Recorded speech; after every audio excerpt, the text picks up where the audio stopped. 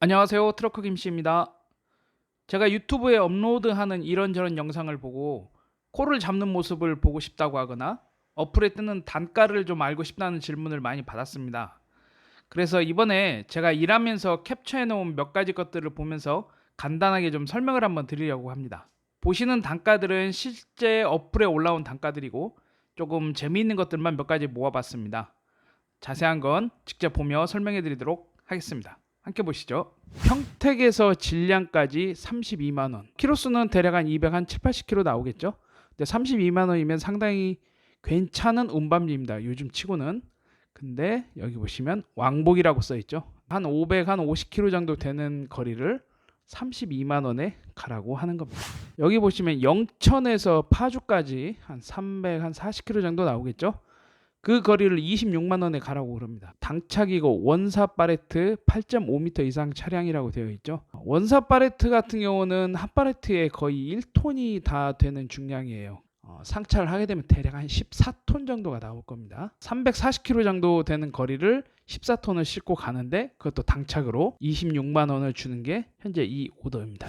경산 하양에서 안성까지 240km, 50km 정도 나오니까 이 거리를 16만 원에 가라고 나와 있죠. 당착이고 3톤이라고 하는 걸로 봐서는 가벼우니까 그냥 대충 싣고 가라 이런 식으로 나온 것 같아요. 가벼우면 과연 저 운반비에 갈 수 있는 건지 참 그렇습니다. 다음 여기 알선소는 굉장히 유명한 곳이죠. 콜바리 하시는 분들이라면 누구나 다 알고 있는 그 알선소입니다. 오산에서 김해까지 가는데 12파레트고 350km 정도 나오는데 운반비는 25만 원입니다.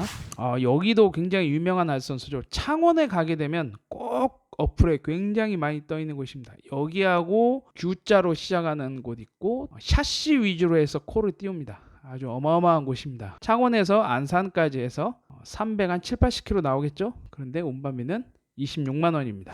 자, 이게 요즘 가장 많이 보이는 오더 중에 하나예요. 여기는 지금 하남에서 뭐 화성 가는 건데 하남에서만 상차하는 게 아니고 하남 한 군데, 송파 한 군데, 그리고 용인 세 군데, 다섯 군데에서 싣고 화성 신동에 여기가 아마 쿠팡 물류센터가 있을 겁니다. 저는 가보진 않았는데 거기까지 가는데 17만 원입니다. 이렇게 몇 군데 여러 곳을 거쳐서 짐을 상차하는 거를 밀크런이라고 합니다. 그래서 요즘은 쿠팡의 물량이 많이 늘어나서 그런 건지 모르겠는데 밀크런 오더들이 굉장히 많이 나옵니다. 오더들이 대부분 다 이런 식이에요. 물론 센터에서 센터로 가는 것도 있긴 한데 대부분은 이런 식으로 세 군데, 다섯 군데에서 실어서 어디 센터 지점, 화성이나 인천도 있고 덕평도 있고 천안도 있고 이런 식으로 갑니다. 근데 운반비가 다 이 수준이에요. 어느 알선소에서 나오든 다 이 수준입니다. 요즘은 예전보다는 하차가 많이 빨라졌다고는 하지만 그래도 상차지 개수에 비해서 운반비가 좀 저는 개인적으로 좀 심하다고 생각을 합니다. 전국적으로 아주 유명한 말 그대로 네임드 알선소입니다. 전국 어디를 가도 얘네들이 옷 띄우는 오더는 다 있어요. 근데 운반비는 당연히 거의 쓰레기 수준이죠. 광주광역시 광산에서 시흥까지 가는데 300, 한 2, 30km 나오겠죠. 아무리 공파레트라고 그래도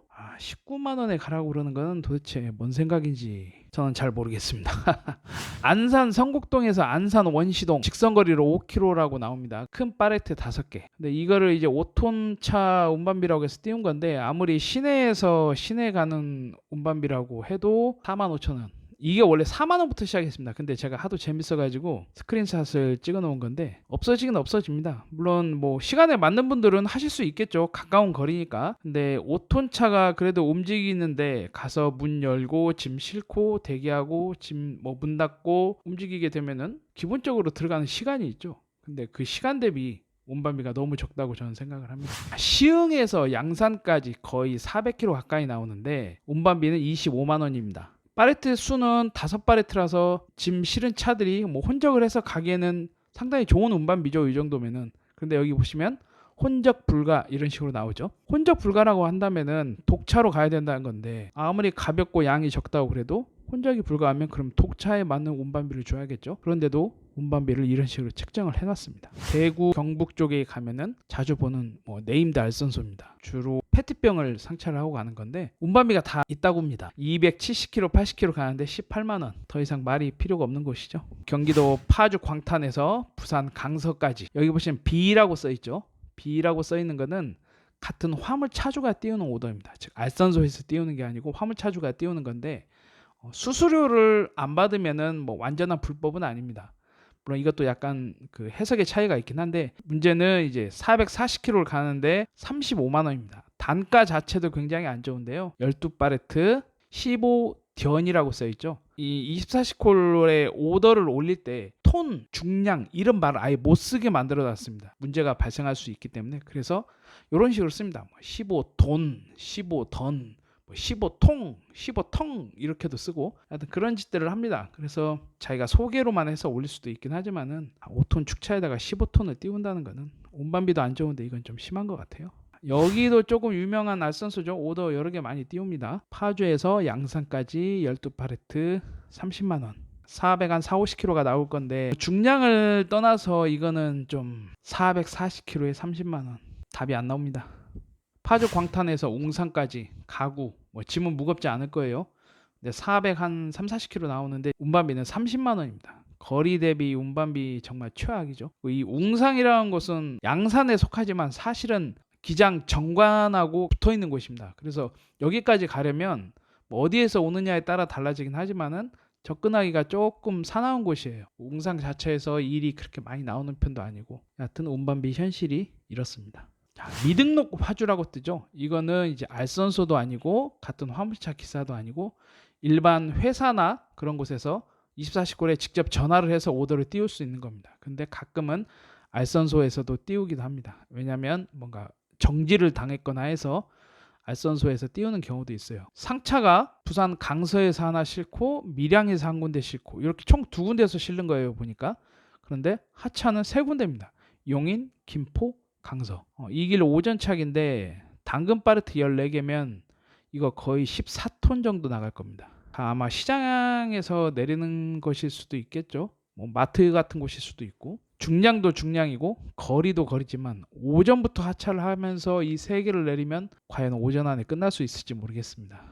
자, 이것도 비오더입니다. 200 한 30kg에 34만 원이면 굉장히 좋은 거죠. 뭐 대차 파레트 짐도 가볍습니다. 그런데 문제는 왕복이라는 거죠. 250kg, 60kg 되는 거를 34만 원에 왕복하라는 겁니다. 비오더면 차주가 올린 오더인데 자기는 그냥 대신해서 올려주는 것일 수도 있지만 운반비가 조금 심각하긴 하죠. 경북 고령에서 경기도 고양까지 320kg, 30kg가 나오는데 가벼운 파레트 12개라고 해서 23만 원에 가라고 나옵니다.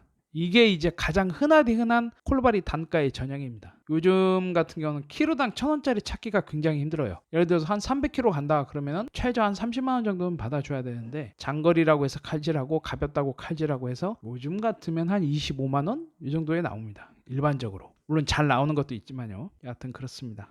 평택 청북에서 부산 강서 왕복 350km, 왕복이면 700km인데 운반비가 46만 원입니다. 왕복 운반비를 저렇게만 준다는 거는 진짜 정말 답이 안 나옵니다. 자, 여기도 대구 경북 쪽에 가면 항상 보이는 네임드 알선소입니다. 뭐 요갈 것도 없죠. 뭐 달성 합인면에서 경기 화성 향남까지 한 250km, 60km 될 건데 공파레트라고 해서 19만 원에 가라고 나옵니다. 이거는 뭐 욕도 안 나옵니다. 이제는. 전남 장성에서 오창까지 이거 역시 공파레트네요. 200 한 2, 30km 나오는데 13만 원에 가라고 그럽니다. 이것도 역시 왕복 운반비입니다. 파주 문산에서 구미, 그러니까 공단 안에 2착, 그러니까 하차지가 2곳이라는 거죠. 왕복하면 대략 한 600km가 넘을 거고 2차 가면은 이제 또 시간도 많이 걸릴 건데 41만 원에 왕복을 하라고 합니다. 이 정도면은 뭐 말 다 했다고 봐야겠죠. 지금까지 보여드린 운반비를 보고 어떤 생각들이 드시는지는 모르겠습니다. 물론 이 스크린샷으로 제가 해서 보여드린 거는 좀 심한 운반비 축에 속해요. 그런데 현실적인 운반비도 아주 조금 나은 수준이에요. 요즘 같은 경우는 이제 콜바리 하시는 분은 아시겠지만 독차 300km면 평균 한 25만 원? 잘 나오면 28만 원?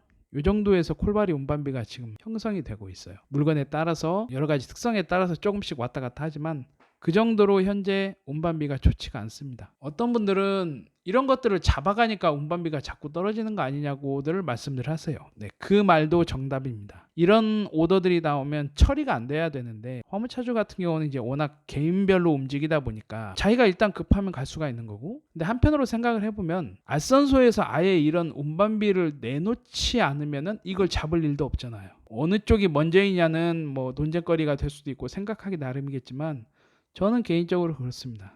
어디까지나 먼저 내놓은 놈이 문제라고.